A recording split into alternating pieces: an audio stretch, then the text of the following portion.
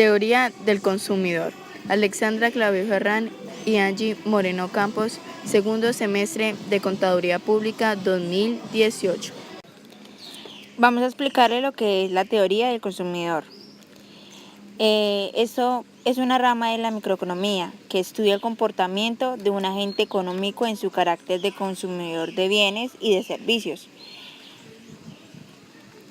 Esta teoría se relaciona a las preferencias, las curvas de indiferencia y las restricciones presupuestarias, a las curvas de demanda del consumidor.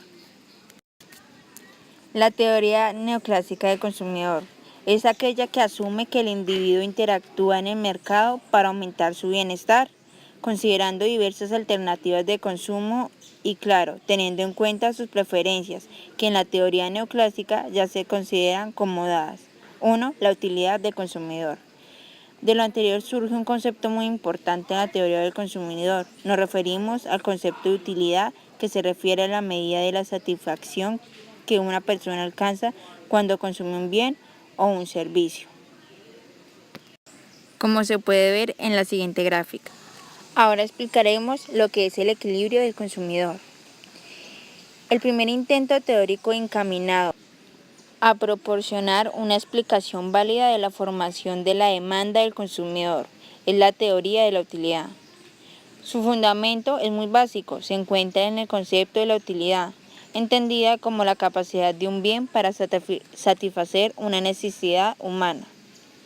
La utilidad tiene, pues, un carácter objetivo en cuanto es una cualidad que reside en los bienes, y un carácter subjetivo porque al poseer cada individuo gustos y apetencias diferentes, la utilidad que reporta un bien a diversas personas también es diferente. La forma de medir las preferencias de una persona sería a través de las funciones de utilidad.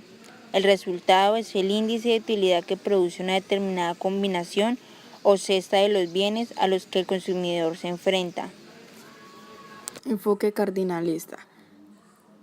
Se puede entender que las combinaciones de este bien reportan a un individuo a una utilidad que puede ser medida y que atribuye un significado a la cuantía de la diferencia entre varios valores numéricos que adopte el índice de utilidad. Esta teoría es la más antigua. En sí son las que estudian el comportamiento de la economía doméstica. Es importante por el significado que hace entre la utilidad marginal y la utilidad total. La utilidad de un bien varía a medida que lo hace la cantidad consumida del mismo. Se denomina utilidad total a la producida por el consumo de las unidades consumidas del bien, es decir, es la suma de las utilidades que se reportan las diversas unidades consumidas. La utilidad total se comporta de manera que va creciendo a medida que aumenta el consumo de un producto, hasta un punto máximo a partir del cual empieza a disminuir. Esta utilidad tiene como carácter decreciente a todos los niveles de consumo.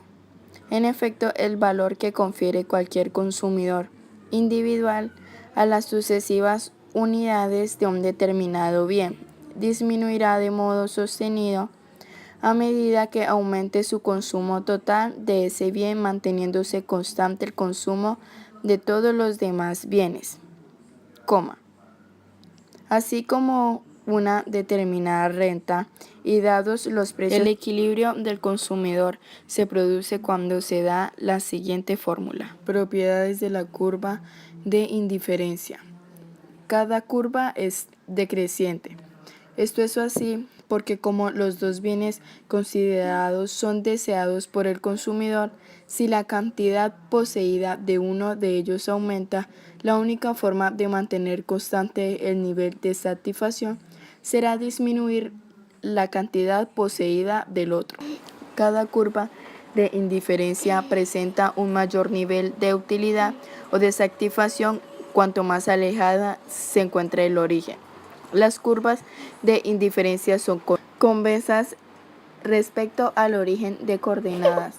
Esto indica simplemente que a medida va disminuyendo la cantidad poseída del otro.